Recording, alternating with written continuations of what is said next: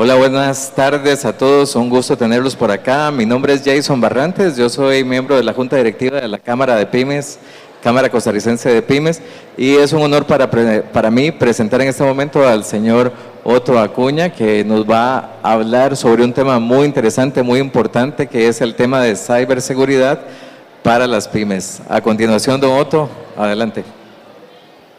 Muchas gracias, buenas tardes, gracias a todos por estar acá hoy. El tema que vamos a ver hoy es cómo puedo proteger desde mi pyme o desde mi emprendimiento personal desde el punto de vista de ciberseguridad, que es una amenaza creciente. Déjenme contarles un poquito qué hacemos. Empezamos hace más de 23 años con una empresa originalmente que se llamaba Recuperación.net, y ahí lo que hacíamos era recuperarle la data a gente que había perdido la información en sus discos quemados o que se había corrompido o no podían abrir un archivo. Entonces eso fue lo que empezamos a hacer y nos sorprendió muchísimo la cantidad de gente que no respaldaba bien y que al final terminaba pagando mucho dinero para un rescate desde las fotos de Europa, del paseo, hasta los planos mecánicos de la planta, en donde sacaban en aquel tiempo las cintas y los respaldos no funcionaban. Entonces, como un par de años después de haber arrancado, empezamos con el negocio de backup, originalmente con una franquicia de una gente que se llamaba Backup Connect, allá por el 2006. Y eso fue evolucionando a lo que tenemos hoy, que básicamente es nubes privadas, y seguimos teniendo desde hace 25 años el servicio de recuperación internacional. Voy a detenerme 2 minutos nada más explicando qué es una nube privada, porque en el stand que tenemos ahí atrás es una de las preguntas que más nos han hecho. Bueno, la gente oye de la nube y eso qué es, y cuando le dicen nube privada, como que no le hace clic con mucho. Entonces, ¿qué es una nube privada? Una nube privada es un servidor, es una cajita que está optimizada para ser servidor de archivos y algunas otras funciones, y que funciona y da los mismos servicios que lo que uno podría esperar de Google o de Microsoft o de cualquier otra nube, y me permite interactuar con el servidor de la misma manera que yo lo haría con una nube pública, digamos, que son las que más conocemos. La diferencia es que yo tengo 100% control de mis datos, y mis datos están en mi oficina, pero yo lo puedo accesar de cualquier parte, puedo entrar con el celular, tengo una serie de apps que interactúan con ese servidor como si fuera una nube, y prácticamente tengo todos los servicios que la gente busca en una nube, pero con la información resguardada por mí. ¿Dónde se vuelve esto relevante? Porque mucha gente dice, bueno, yo tengo OneDrive, o yo tengo G Drive, o tengo Dropbox, pero si uno lee la letra pequeña de esos servicios, esa data, uno se dio el derecho de uso de esa data en esas nubes, y eso a la gente no le preocupaba mucho hasta hace un par de años, que con la inteligencia artificial ahora ya hay la capacidad de procesamiento para que esas compañías empiecen a barrer leyendo para entrenar a sus inteligencias artificiales. Entonces, si yo, por ejemplo, soy una pyme y tengo contenido que es propietario mío, tengo diseños, tengo quiénes son mis clientes, tengo contratos, todo eso potencialmente es sujeto de que sea usado para entrenar. Entonces se vuelve importante el tema de que la data sea privada, de que yo tenga control exclusivo de quién puede tener acceso a esos datos. Una nube privada es esa cajita que nosotros rentamos y que puede hacer un montón de cosas. Por cierto, no se preocupen de esta presentación, ya les voy a pasar un QR y toda la presentación la pueden bajar, digamos, en un PDF. Bien, entonces, ¿qué tipo de servicios dan? Por ejemplo, un Drive. Yo puedo tener en mi laptop un directorio que está sincronizando en vivo con un directorio que está en ese servidor. De modo que, por ejemplo, cuando yo tengo varias sucursales, puedo tener gente que está trabajando en los mismos archivos y cada vez que ellos dan el Enter, 2 segundos después, en el servidor está replicado. También este tipo de aparatos, para ver nada más acá,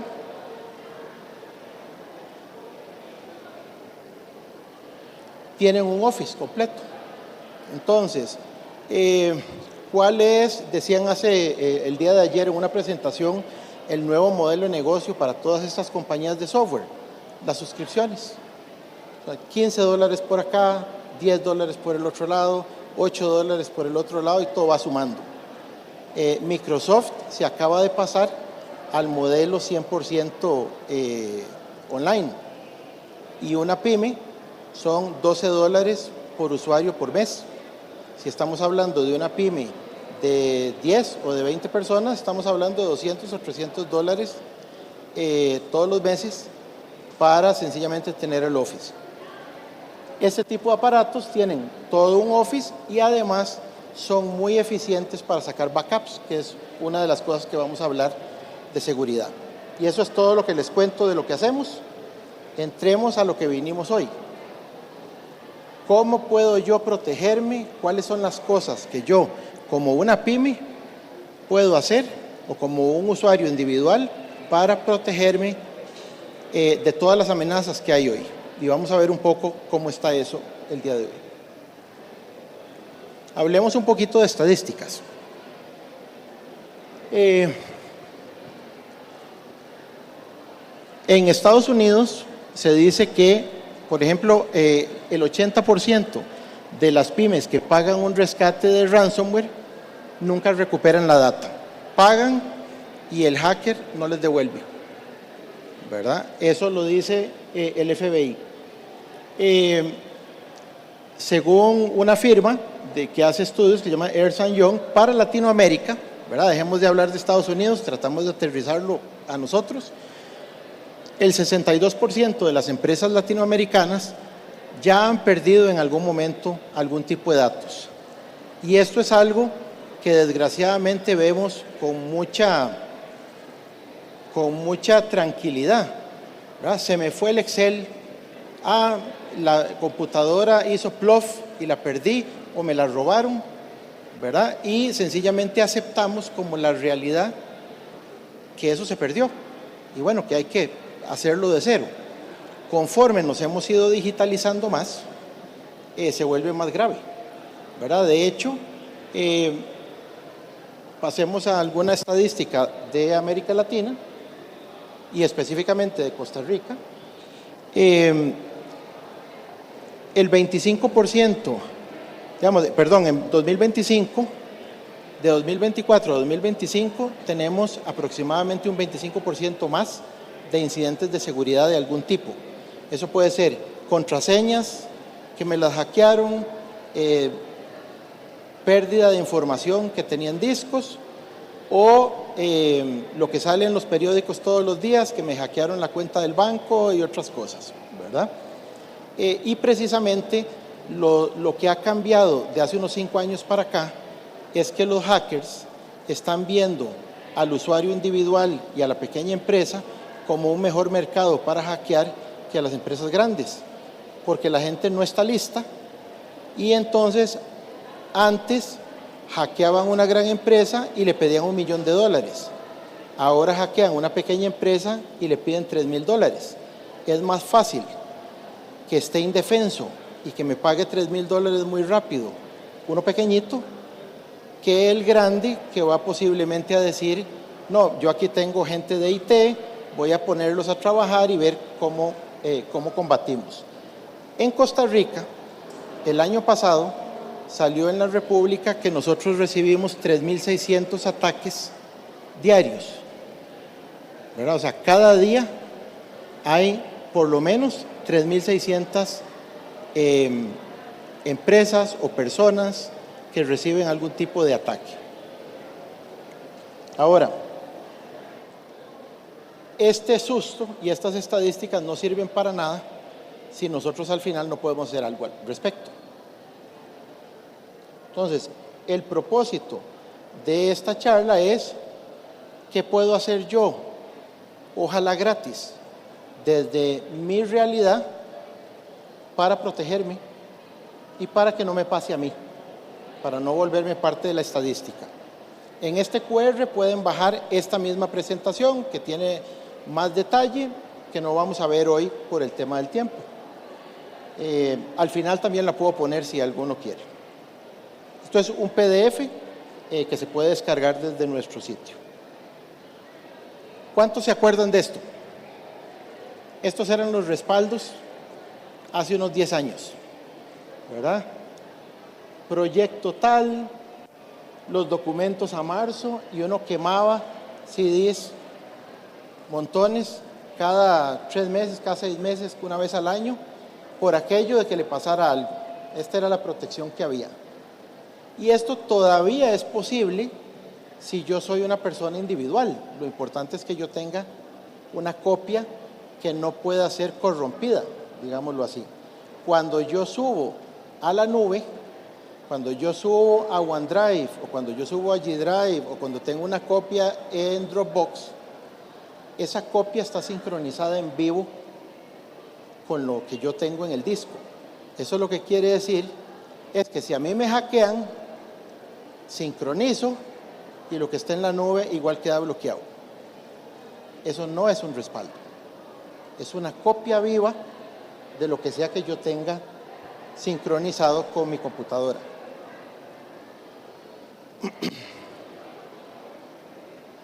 Usualmente, la gente cuando empieza con la preocupación de respaldar, hace una de dos cosas. O tiene un disco externo con un USB y entonces le pongo la alarma para acordarme que una vez al mes tengo que llegar y empezar a copiar, y el disco va a durar ahí como 8 horas sacando el respaldo de todo lo que le puse. El factor de error en esto es el ser humano.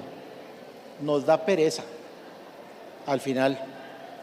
Entonces, después de, tal vez el primer mes lo hacemos, el segundo, el tercero, el cuarto, pero yo puedo asegurar que pasado un año yo voy a seguir teniendo esa disciplina de estar sacando. Y ahora, eso lo hago para mí, pero si yo tengo 4 o 5 máquinas, el que factura, el que tiene la conta, todos se van a estar respaldando, o cómo nos organizamos. Esto se vuelve impráctico, y esto realmente no es protección. Esto no es una copia, pero no es un respaldo.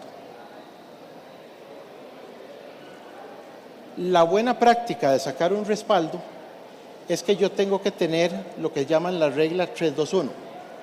Tengo que tener 3 copias que son respaldos, 3 copias, 2 de esas, o sea, tengo que tener al menos esas 3 copias en 2 distintos medios, o sea, en un disco y en un CD o en algún otro lado, y por lo menos uno de esos medios debería ser la nube.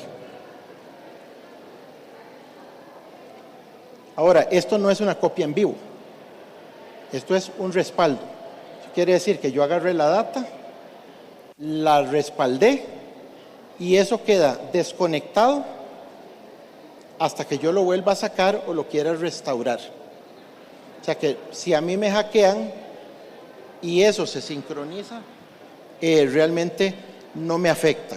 Lo otro es que los respaldos yo los voy haciendo en el tiempo, y con un software con cualquier software que haga respaldos me va a permitir hacer 2 cosas: de duplicar, o sea, va copiando nada más los cambios, porque si yo voy sacando respaldos esta semana, la próxima semana, la que sigue, de todo, cuando veo es que ya no me alcanzan los discos para guardar todo eso, si yo quiero guardar varias copias en el tiempo. A veces la gente dice, el Excel en el que llevaba los clientes se me dañó y lo necesito como estaba hace 3 semanas, yo sé que estaba perfecto. Yo tengo que tener la capacidad de irme para atrás varios respaldos y sacar el archivo que necesito. Idealmente, eso lo puedo hacer con un software que pego y hago el respaldo y lo guardo en un disco, o puede ser un poco más automatizado. Usualmente, conforme la empresa crece, se vuelve muy engorroso manejarlo manual por el ser humano y porque se vuelve complicado, digamos, calendarizar o estructurar la disciplina que se requiere para respaldar. Entonces, mi primera medida de defensa, tener un respaldo, no una copia, un respaldo. ¿Dónde pueden ver qué software gratis de hacer respaldo hay? En esta dirección, está en la presentación. Esto es un Bitly, entonces los va a llevar a un comentario donde resumieron en Reddit cuáles son los que hay a hoy, los software gratis de hacer respaldo, ¿verdad? No todo es, realmente esto no requiere, si uno no tiene el presupuesto para, por ejemplo, tenerlo en la nube privada, se puede hacer perfectamente gratis con el servidor que usted tiene. Lo importante es que se proteja. Segunda cosa que yo puedo hacer, puedo estar revisando las computadoras y limpiándolas. Antes, hace muchos años, uno lo que hacía era desfragmentar el disco y ya, nada más.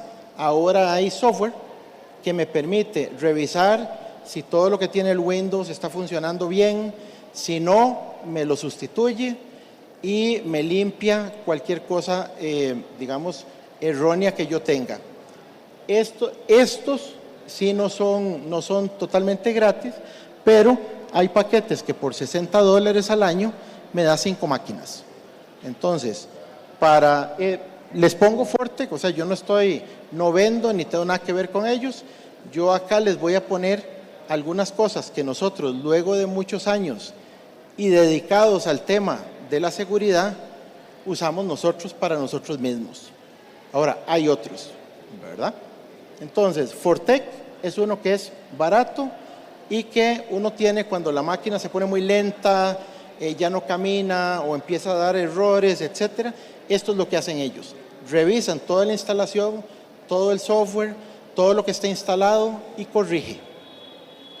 Vamos a ver, hay otras aplicaciones que también pueden corregir, pero el problema es que si uno en esas otras aplicaciones no sabe bien lo que está haciendo, se puede jalar una torta.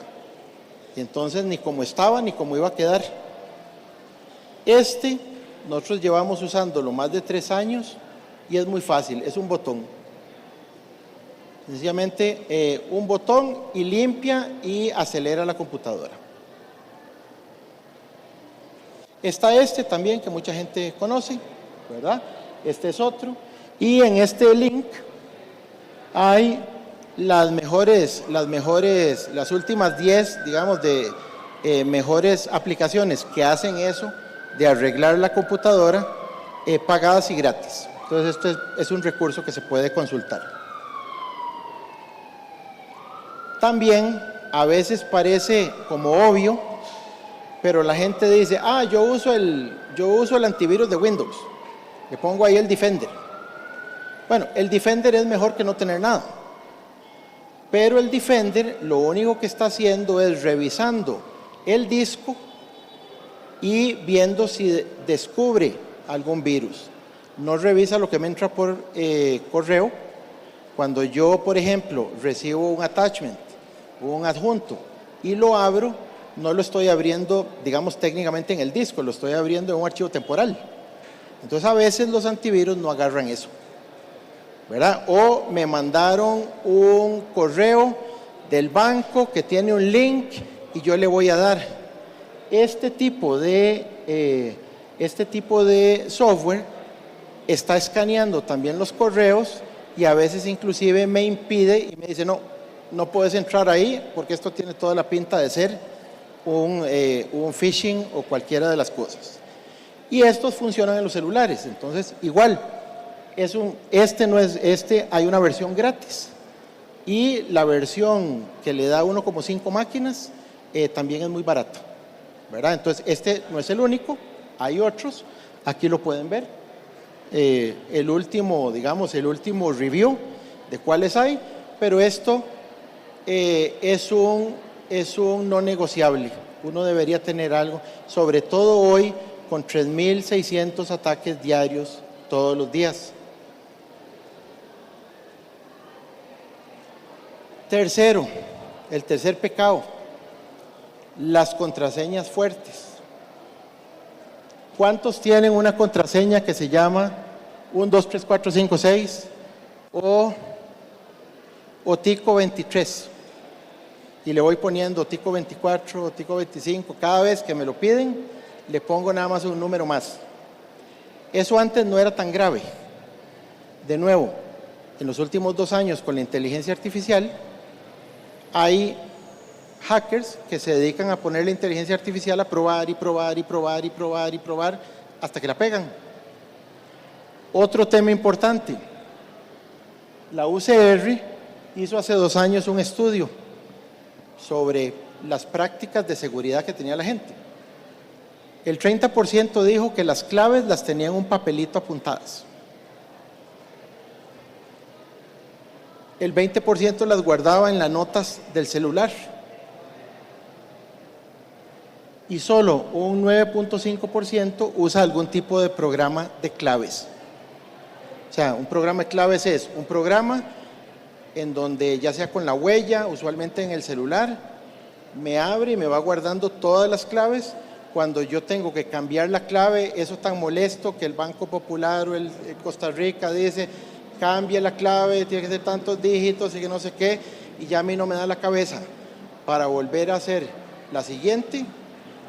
Sencillamente uno llega, aprieta un botón y con las mismas reglas me genera una nueva, pum, pum, pum, la copia y listo, ya salí del enredo rápido. Entonces, un manejador de claves es una de las aplicaciones que uno usualmente usa todos los días, ¿verdad? Inclusive muchas en el celular reconocen que uno está entrando a tal lado y de una vez le sugieren, y donde uno le dice, dele, me piden la huella o me piden la clave o lo que sea que yo tenga como segundo factor de autenticación, que vamos a ver eso ahora. Nuevamente, ¿cuáles son las buenas prácticas de una contraseña? Deberíamos tener contraseñas distintas en todas las aplicaciones. Yo he tenido clientes que dicen, ¿cuál es la clave? Porque teníamos que hacer algo. No sé, empresa 235 o empresa 2025. Digo, y el de Menganito es igual, todas las máquinas tienen la misma clave para entrar al Windows. Entonces, de nuevo, ahí yo estoy facilitándole a terceros que si pegan una, entran a todas, ¿verdad? Y cualquiera que se haya googleado a sí mismo, ve que le sale un montón de información de dónde tiene uno cuentas, dónde puede entrar, qué tiene. Y si yo tengo, repito, cuentas, me hago más vulnerable porque con solo que me peguen una, agarraron todas. No acceder a las plataformas en línea que usan claves desde un Wi-Fi público, porque uno no sabe quién más está ahí viendo. También contraseñas no obvias. De nuevo, yo no estoy diciendo que uno tenga que sacarlo de la cabeza. Para eso existen los manejadores de password.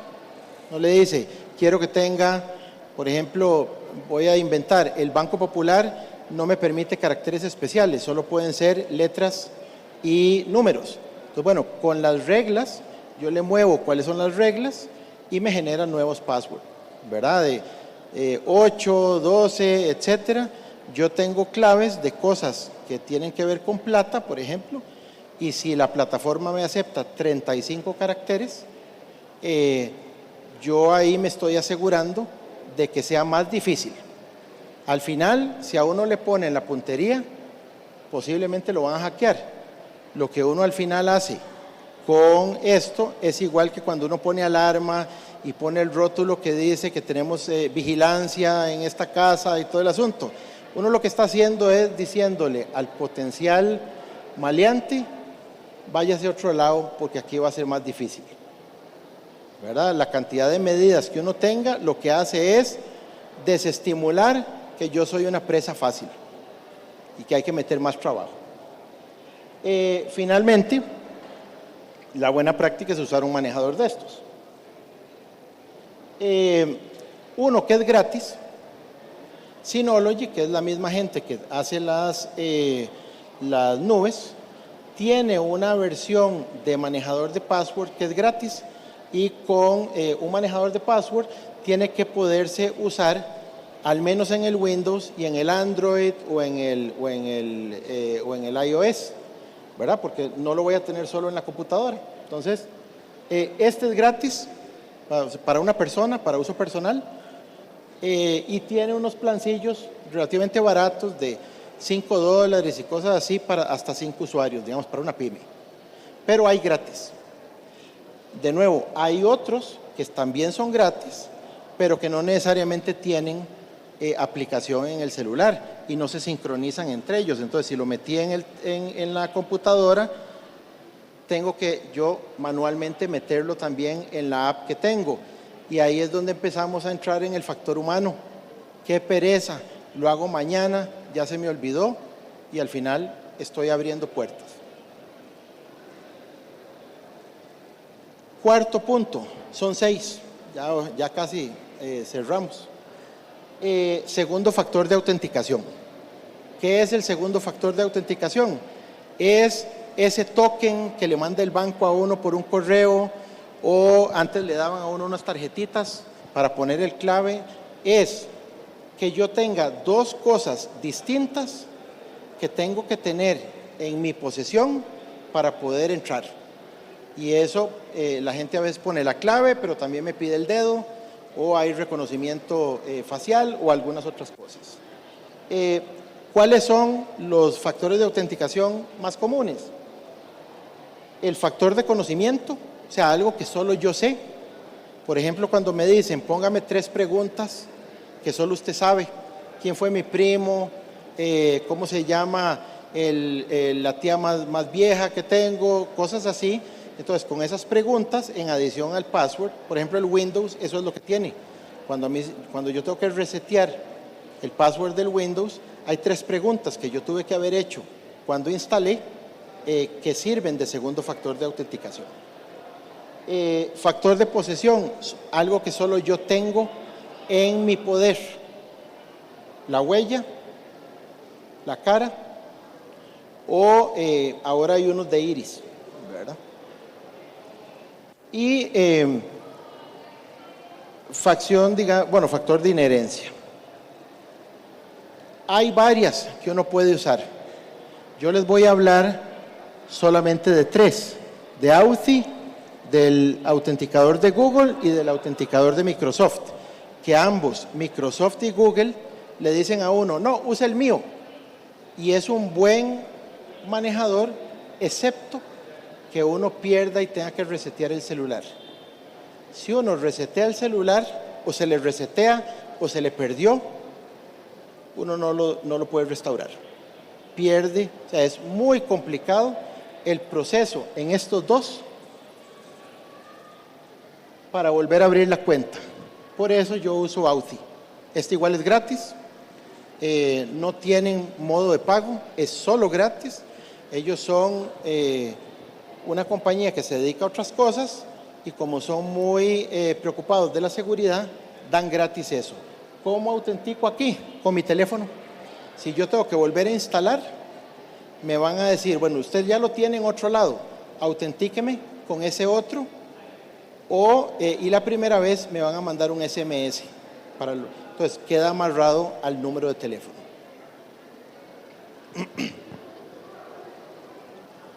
Igual, aquí está entonces,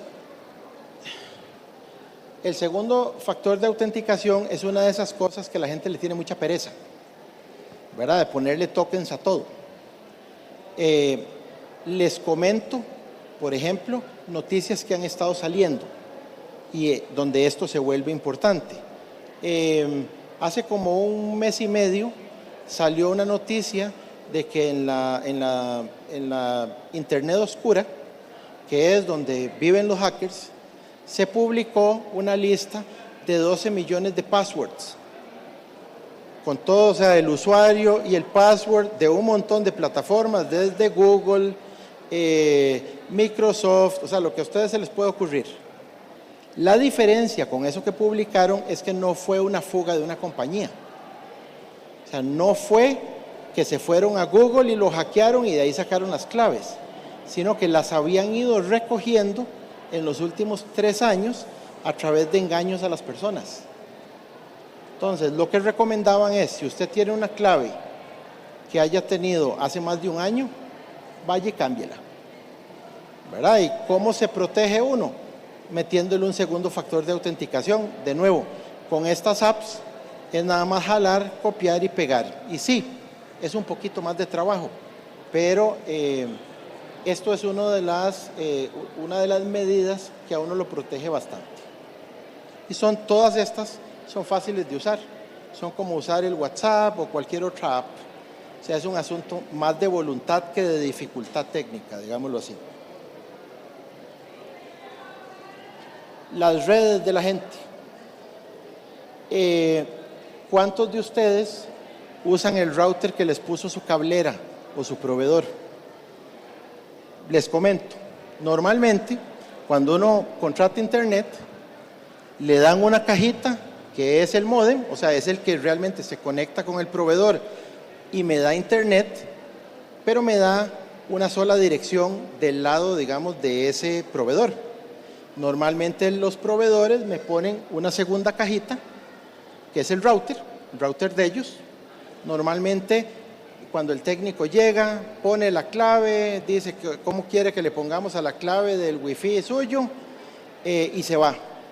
Pero uno no tiene acceso a ese router. Ese router es de la cablera. Eso quiere decir que en la cablera está apuntado en algún lado y todos los técnicos tienen acceso a ese mismo documento, a ese mismo dato. Entonces, de nuevo, si uno está en la mira, hay formas en que esto podría ser accedido. Y por supuesto, todos tenemos historias del vecino que no tiene clave porque le dio mucha pereza y todo el barrio se conecta al internet desde él, ¿verdad? A veces, en las configuraciones empresariales, también me ponen un switch, que eso es básicamente porque tal vez el router solo tiene 5 salidas y yo tengo 20 máquinas. Entonces necesito ponerle, saco un cable de aquí a acá y de aquí saco entonces las 20, ¿verdad? A veces este router también lo pone la cablera. ¿Qué es lo relevante en esto? Esto no está mal, esto es el procedimiento estándar de ellos. Lo relevante es que yo ponga mi propio router detrás del router de ellos. ¿Por qué? Porque lo manejo yo. Yo pongo las claves, yo defino de qué hora a qué hora está encendido, si va a tener 2 claves. Por ejemplo, muchos de estos routers permiten tener lo que llaman una clave pública. O sea, si viene mi primo de visita y dice, mira, préstame el Wi-Fi para salir, yo le doy la clave pública, porque la clave interna solo la tenemos los que vivimos aquí o los que trabajamos aquí. Si hay un visitante, yo no le doy la clave interna, porque de nuevo le estoy haciendo huecos a mi esquema de seguridad. Y a veces el switch. Ahora, de nuevo, hay un montón de marcas y todas son muy buenas. Yo aquí les voy a mencionar Synology, porque una de las cosas que Synology ha hecho y tiene, o sea, ellos, su principal negocio son las nubes, pero tienen 5 tipos de router. La gran, digamos, propiedad que tienen esta marca es que es como navegar en internet. Yo puedo, bueno, aquí no sé si lo ven, yo puedo entrar, tengo un app para controlar mi router y además de eso, si me meto al router, es como navegar en internet, quito, pongo, inclusive uno de las funcionalidades permite monitorear y poner bloqueos cuando hay niños, de modo que haya ciertas direcciones que no son accesibles desde esa red, ¿verdad? Por un tema de seguridad. Sexta y última, use una VPN. ¿Para qué se usa una VPN? ¿Y qué es una VPN? Una VPN es como un túnel, donde si yo me voy a conectar, por ejemplo, en una red pública, donde yo me conecte, todo el mundo va a saber quién soy yo, dónde estoy, cuál es mi máquina, etc. La VPN establece un túnel en donde ni el gobierno, ni los hackers, ni el proveedor que está dando ese Wi-Fi sabe qué es lo que está pasando por ahí. No sabe qué estoy accesando, no sabe quién soy yo, no tiene la configuración de la tarjeta de mi computadora, no tiene nada. Lo único que ve es como si viera como agua que está pasando, pero no tiene forma de verlo. Ahora, en VPNs hay varias que se pueden usar desde el navegador. Entonces, y hay otras que se instalan. Hay gratis y hay de pago. Para empresariales, igual, en los mismos aparatitos esos de nubes privadas hay servidores de VPN.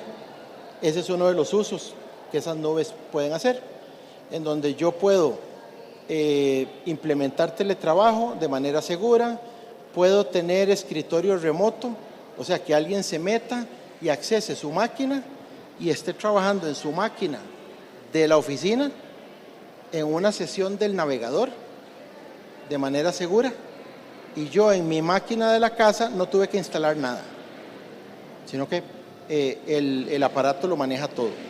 De nuevo, esto es más para un uso empresarial o, por ejemplo, cuando yo tengo en una pyme varias sucursales y yo necesito que la gente tenga una estructura de archivos similar y los necesito trabajando.